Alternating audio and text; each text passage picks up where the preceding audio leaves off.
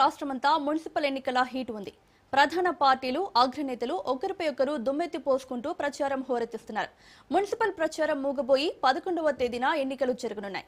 అంతకంటే ఒక రోజు ముందు అంటే 10వ తేదీన greater Hyderabad municipal corporation GHMC పాలకవర్గం గడువు ముగియనుంది. దీంతో జీహెచ్ఎంసీ ఎన్నికలు ఎప్పుడు అనే ఉత్కంఠ నెలకొంది. ఇక ఇదే అంశంపై చర్చించడానికి ప్రముఖ విశ్లేషకులు అందే సత్యం గారు అందుబాటులో ఉన్నారు. వారితో మాట్లాడదాం. నమస్తే సార్. నమస్తే అమ్మా. సార్, కాస్మోపాలిటన్ సిటీ హైదరాబాద్ దేశంలోనే అత్యధిక విస్తీర్ణంలో ఉన్న కార్పొరేషన్గా ఎదిగింది. మళ్ళీ మూడు ముక్కలనే ప్రచారం హైదరాబాద్ ఇమేజ్ ను తగ్గించే ప్రయత్నం చేస్తుందనుకోవచ్చా? హైదరాబాదు ఖచ్చితంగా జిహెచ్ఎంసి సైజ్ తగ్గితే 1 సిటీగా కాకుండా 3 సిటీస్గా ఎక్స్పోజ్ అయితే ఇంపార్టెన్స్ తగ్గేటువంటి అవకాశం ఉంది. ఇప్పుడు దేశంలో ఫాస్ట్గా గ్రో అవుతున్నటువంటి సిటీస్లో హైదరాబాద్ 4th ప్లేస్లో ఉంది. అట్లాగా బడ్జెట్ పరంగా చూస్తే తెలంగాణలో ఉన్నటువంటి అన్ని మున్సిపాలిటీలు దరిదాపు 130 మున్సిపాలిటీలకు పోయిన సంవత్సరం బడ్జెట్లో 11,600 కోట్లు కేటాయించారు. ఒక జిహెచ్ఎంసి బడ్జెటే ఈ సంవత్సరం 11,000 కోట్లు. కాబట్టి జిహెచ్ఎంసి ఒకటిగా ఉంటే ఖచ్చితంగా మనం కలకత్తా, బాంబే, ఢిల్లీ తోటి పోల్చుకునే అవకాశం, బెంగళూరు తోటి పోల్చుకునే అవకాశం ఉంది. కాబట్టి సహజంగానే మూడు వేరు అన్నప్పుడు సైజు చిన్నదైనప్పుడు నేషనల్ లెవెల్లో వచ్చే అడ్వాంటేజెస్లో కొన్ని డిసడ్వాంటేజెస్గా మారేటువంటి అవకాశం ఉంది. అయితే డీసెంట్రలైజేషన్ పెరిగితే ఎఫిషియన్సీ ఆఫ్ అడ్మినిస్ట్రేషన్ పెరిగే అవకాశం ఉంది. సమర్థత పెరుగుతుంది. ఇది ఎప్పుడు కూడా ఎక్కడైనా, పార్లమెంట్ అయినా, అసెంబ్లీ అయినా, లేక లోకల్ బాడీస్ అయినా డీసెంట్రలైజేషన్ పెరుగుతుంటే పవర్స్ కిందికి ట్రాన్స్ఫర్ చేస్తూ ఉంటే అవి ఫైనాన్షియల్ అయినా, అడ్మినిస్ట్రేటివ్ పవర్స్ అయినా ఎఫిషియన్సీ పెరిగే అవకాశం ఉంది. కాబట్టి వేరువేరుగా చేస్తే ఎఫిషియన్సీ పెరిగే అవకాశం ఉంది, కానీ ఇంటర్నేషనల్ ఇమేజ్కి తక్కువ ఉండేటువంటి అవకాశం ఉంది. కాబట్టి అడ్వాంటేజెస్ ఉన్నాయి, డిసడ్వాంటేజెస్ ఉన్నాయి. ఎందుకంటే సెంట్రల్ గవర్నమెంట్ సెంట్రల్ పూల్ నుంచి మనకు గత 2 ఫైనాన్షియల్ ఇయర్లో 17,000 కోట్లు వచ్చినాయి. ఈ 17,000 కోట్లు సెంట్రల్ పూల్ నుంచి దరిదాపు 130 మున్సిపాలిటీస్కి వచ్చినాయి. ఒక్క జిహెచ్ఎంసీకే రేపు 6 పెడితే దరిదాపు 30,000 కోట్లు రీజనల్ రింగ్ రోడ్డుకు వచ్చేటువంటి అవకాశం ఉంది. అందువల్ల ఖచ్చితంగా కొన్ని అడ్వాంటేజెస్ ఉన్నాయి, కొన్ని డిసడ్వాంటేజెస్ ఉన్నాయి. కాబట్టి సపరేట్ కార్పొరేషన్గా 3 కార్పొరేషన్స్గా ప్రకటిస్తారా, ఒకే కార్పొరేషన్ ఉంటే 3 అడ్మినిస్ట్రేటివ్ యూనిట్స్గా ప్రకటిస్తారా అనేది మనం వేచి చూడాల్సిందే. అయితే జిహెచ్ఎంసీ ఎన్నికలు ఇప్పుడు చర్చనీయం కాదు. ఎలక్షన్లని ఈ తెలంగాణలో ఉన్నటువంటి మున్సిపాలిటీస్కి ఎలక్షన్స్ అయిపోయినాక దాని రిజల్ట్ ఆధారంగా కొంత పోస్ట్ పేమెంట్ అయినా ఉండొచ్చు, కొంత ప్రీపోన్ అయినా ఉండొచ్చు. అది రేపటి రిజల్ట్స్ని బట్టి మనం ఆలోచించాల్సినటువంటి అవసరం ఉంది. సార్, అలాగే బెంగళూరు తరహాలో ఒక మేయర్, 3 సెక్టార్లకు 3 కమిషనర్లు అనే ప్రతిపాదన మన హైదరాబాద్కు సూట్ అవుతుందనుకోవచ్చా? ఎక్కడైనా హైదరాబాదు, బెంగళూరు తేడా పేరులో తేడా తప్ప డెవలప్మెంట్ సేమ్. తర్వాత సిమిలర్ క్యారెక్టర్స్ ఉన్నాయి. ఐటీ ఇండస్ట్రీస్ బెంగళూరు ఎంత అభివృద్ధి అయిందో హైదరాబాద్ కూడా అంత అభివృద్ధి అయింది. అట్లాగే రెండింటికి కూడా సీషోర్ లేదు. కాబట్టి జియోగ్రఫికల్గా సేమ్ క్యారెక్టర్స్ ఉన్నాయి. కాబట్టి మనం ఆ విధంగా ఎందుకు అభివృద్ధి చేసుకోవచ్చు? అడ్మినిస్ట్రేటివ్ యూనిట్స్ వేరుగా ఉంచి పొలిటికల్ యూనిట్ ఒకటే, అంటే జిహెచ్ఎంసీ అనేది ఒకటే, కానీ అడ్మినిస్ట్రేటివ్ యూనిట్స్ వేరు. అంటే ఒక 100 కౌన్సిలర్స్ని లేదా కార్పొరేటర్స్ని విభజించి దానికి రీజనల్ యూనిట్గా పేరు పెట్టి రీజనల్ కమిషనర్ 3 రీజన్స్కి ఇప్పుడు సిపిలు 3 సిపిలు ఉన్నట్టు 3 టౌన్స్కు 3 సిపిలు ఉన్నట్టు హైదరాబాద్లో అట్లనే 3 రెవెన్యూ యూనిట్ రీజనల్ యూనిట్స్గా పెట్టి దాన్ని అడ్మినిస్ట్రేటివ్ విభజిస్తే నష్టం జరగదు. కాస్త ఇంకా పవర్స్ డీసెంట్రలైజేషన్గా భావించాల్సి వస్తుంది.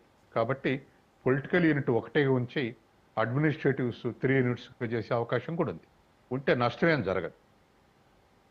సో ఈ ప్రతిపాదన బెంగళూరులో అయితే సక్సెస్ అయింది. సో హైదరాబాద్లో సక్సెస్ అవుతుంది అనుకోవచ్చా? సక్సెస్కు జియోగ్రఫికల్ ఏరియా కాదు, జనాభా కాదు, అప్రోచ్, గవర్నమెంట్ అప్రోచ్ ఏంది, సెంట్రల్ గవర్నమెంట్ అసిస్టెన్స్ ఏమిటి, ఎన్నికైనటువంటి కార్పొరేట్స్ మేయర్ యొక్క నిజాయితీ ఏమిటి, వీటి ఆధారంగానే డెవలప్మెంట్ ఆధారపడి ఉంది. ఇవాళ నిధులు విడుదల చేస్తే దరిదాపు 30% నిధులు ఏ రాష్ట్రంలోనైనా, మున్సిపాలిటీలైనా, పంచాయతీరాజులైనా లేదా స్టేట్ గవర్నమెంట్లైనా కరప్షన్కు పోతుంది. 30% కరప్ట్ చేస్తారు. ఇది వాస్తవం. అది ఏ ప్రభుత్వాలన్నీ ఉన్నాయండి, ఏ నాయకుడని ఉండండి. అది ఎక్కడైతే తగ్గుద్దో అక్కడ డెవలప్మెంట్ ఎక్కువ ఉంటుంది. కాబట్టి ఉదాహరణకు మన స్టేట్ బడ్జెట్ 3 లక్షల కోట్లు ఉంటుంది. అది వాస్తవిక బడ్జెట్ 2,70,000 లేదా 2,80,000 చేయొచ్చు. చేస్తే వాస్తవిక వ్యయం తగ్గొచ్చు, కానీ కరప్షన్ 30% జరిగితే 1,00,000 కోట్లు సేవ్ అయినట్టే. కాబట్టి ఏ ప్రభుత్వం యొక్క బీఆర్ఎస్ వచ్చి కాంగ్రెస్ వచ్చినా, కాంగ్రెస్ వచ్చి బీఆర్ఎస్ పెరిగినా అకస్మాత్తుగా రాష్ట్ర రెవెన్యూ పెరగదు, లేదా బడ్జెట్ పరిమాణం పెరగదు, లేదా అర్బన్ డెవలప్మెంట్కి కేటాయింపులు పెరగవు. ఏదో కొద్ది గొప్ప తేడాతోటి ఉంటాయి. కానీ ఎక్కడ మరి అభివృద్ధి అవుతుందంటే కరప్షన్ తగ్గిస్తుంటే డెవలప్మెంట్లో ఎక్కువ రిజల్ట్ వచ్చేటువంటి అవకాశం ఉంది. ఇప్పుడు పోయిన సంవత్సరం మనం చూస్తే మున్సిపల్ అడ్మినిస్ట్రేషన్కు 11,600 కోట్లు కేటాయించారు. అవన్నీ ఖర్చు చేస్తారా అనేది ఒక ప్రశ్న అయితే, చేసిన ఖర్చుల కరప్షన్ తక్కువ ఉందా లేదా అనేది మరొకటి. కాబట్టి ఈ రెండే ఆస్పెక్ట్ చూడాలి. హైదరాబాద్కు 11,000 కోట్ల బడ్జెట్ ఉంది. మరి దాంట్లో అప్పులకు ఎంత చెల్లించాలి, వడ్డీలకు ఎంత చెల్లించాలి, తర్వాత నాన్ డెవలప్మెంటల్ ఎక్స్పెండిచర్ ఎంత, ఇవన్నీ కూడా దాంట్లో ఇన్వాల్వ్ అయి ఉంటాయి. కాబట్టి నిధుల కేటాయింపు ఏ మేరకు నిజాయితీతోటి ఇవాళ పరిపాలిస్తారనేటువంటిది ముఖ్యం. ఎందుకంటే ఇవాళ ఒకవైపు డెవలప్ అవుతుంటే ఒకవైపు భూభాకాశాలను ఎక్స్ట్రాక్ట్ చేస్తున్నారు. ఇన్ని ఇప్పుడు దరిదాపు హైడ్రా రికవరీ చేసింది సుమారుగా 50-60 వేల కోట్ల ఆస్తులు ఉంటాయి. హైడ్రా అమలు చేయగానే రాజకీయ నాయకులు గగ్గోలు పెట్టారు. హైడ్రా వద్దు ఇల్లు గొలగొడతారు. మొదట్లో కొంత అగ్రెసివ్గా ఉన్నది నిజమే, కానీ ఆ తర్వాత పబ్లిక్ ప్లేస్లో ఆక్రమిస్తే ఎవరికి చెప్పుకోవాలని నాదులు ఎవడో దొరకలేదు. ఇప్పుడు హైడ్రా అనేది దొరికింది కాబట్టి హైడ్రాని అప్రోచ్ అవుతుంటే రోజు 500 నుంచి 1000 కోట్ల ఆస్తులు, భూములు రికవరీ చేస్తున్నారు. కాబట్టి ఒక మంచి పని చేస్తుంటే కొంత ఇన్కన్వీనియన్స్ కూడా ఉంటుంది. పేదలకు ఇళ్ళు, తర్వాత రియల్గా కొనుక్కొని మోసపోయినటువంటి వాళ్ళు, ఇటువంటి కొన్ని నష్టాలు జరుగుతాయి. వాటికి కాంపెన్సేషన్ ఇవ్వాలి. తర్వాత దొంగచాటుగా వీటిని ప్లాట్లు చేసినటువంటి వాళ్ళ ఆస్తులకు అటాచ్మెంట్స్ ఇవ్వాలి. చాలామంది అమాయకులు మరి ప్లాట్ చేసి మనకు ప్లాటింగ్ చేసి అమ్మినటువంటి వాళ్ళు ఇప్పుడు ఆ స్థలాలు ఉన్నటువంటి వాళ్ళు భౌతికంగా నష్టపోతారు. వాడు ప్లాటింగ్ చేసి అమ్ముకొని పోయిన వాడి ఆస్తుల్ని అటాచ్మెంట్ చేయాలి. అది మొదలు పెడితే కానీ ఇవి ఆగవు. కాబట్టి హైదరాబాద్ డెవలప్మెంట్ అంటే కేవలం బిల్డింగ్సే కాదు, లేదా కేవలం ఇండస్ట్రీసే కాదు, ఇన్వాల్వ్మెంట్ ఆఫ్ ది పీపుల్, ప్రజలందరి వృత్తులు, ఉద్యోగాలు లేదా ఇండస్ట్రియలిస్ట్ యొక్క ఇన్వాల్వ్మెంట్ ఉండాలి. రెండవది న్యాయబద్ధంగా పరిపాలన జరగాలి. ఈ పేరు మీద దరిదాపు పరిపాలిస్తున్న, నిజం చెప్పాలంటే పరిపాలిస్తున్నటువంటి పరిపాలకులు వాళ్ళ అడ్వాంటేజ్గా హైదరాబాదుని ఇవాళ వాడుకుంటున్నారు. ఒకప్పుడు ఒక ముఖ్యమంత్రి హైటెక్ సిటీ ఎక్కడ వస్తుందో ముందే తెలుసు కాబట్టి దరిదాపు ఒక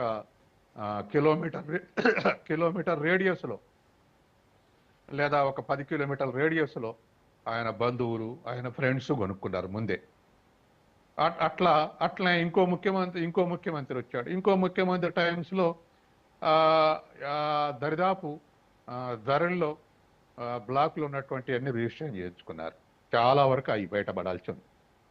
ఇంకో ముఖ్యమంత్రి కాలంలో అట్నే జరుగుద్ది. అంటే ఎవరైతే ఆ రాజకీయ అధికారంలో ఉంటారో ఆ కులానికి సంబంధించిన వాళ్ళు, ఆ స్నేహితులు ఈ విధంగా ఆక్యుపై చేసుకుంటూ పోతే ఎట్లా హైదరాబాద్ సస్టైన్ అయ్యిద్ది, ఎట్లా ప్రజలకు న్యాయం జరుగుద్ది? ఆక్రమించుకొని వీళ్ళేం రేట్లు పెంచేస్తారు, మధ్యతరగతి వాళ్ళు కూడా వచ్చి హైదరాబాద్ ఉంటాం, ఒక ఇల్లు కొనుక్కోవటం కష్టమైపోతుంది. పారాడాక్స్. కాబట్టి ఇటువంటి పరిస్థితి, దారుణమైన పరిస్థితులు ఉన్నాయి. రాజకీయ నాయకులు, అధికారాలు కలిసి దరిదాపు హైదరాబాద్ సగాన్ని ఆక్రమించేశారు. వాటిని బయటకు తీయాలంటే మొత్తం బేనామీల పేర్ల మీద ఉంటాయి. తర్వాత వాటికి పొలిటికల్ సపోర్ట్ ఉంటుంది, అడ్మినిస్ట్రేటివ్ సపోర్ట్ ఉంటుంది. కానీ ఇటువంటి స్థితి ఇవాళ దుస్థితి కొనసాగుతుంది. ఇప్పుడు హైడ్రా వచ్చిన తర్వాత కొంత ప్రయత్నం జరుగుతుంది. ఈ ప్రయత్నం ఎంతవరకు సక్సెస్ అవుతుందో చూడాలి. కానీ రంగనాథుని బెదిరించేవాళ్ళు, ఆయన చేసే తప్పులు చేస్తారనే వాళ్ళు, ఆయన కోర్టులకు ఇడిచి ఆయన్ని ప్రెషర్ క్రియేట్ చేసేవాళ్ళు చాలా ఉన్నారు. మొదట అగ్రెసివ్ పోయింది నిజమే, కానీ ఇప్పుడు చేస్తున్నటువంటి పనులకు అందరూ సపోర్ట్ చేయాల్సినటువంటి అవసరం ఉంది. కాబట్టి హైదరాబాద్ కాస్త నిలదొక్కుకోగలుగుతుంది. రైట్ సత్యం గారు, డిబేట్లో చిన్న బ్రేక్ తీసుకుందాం. బ్రేక్ తర్వాత మన డిబేట్ కంటిన్యూ చేద్దాం. స్పెషల్ డిబేట్లో షార్ట్ బ్రేక్.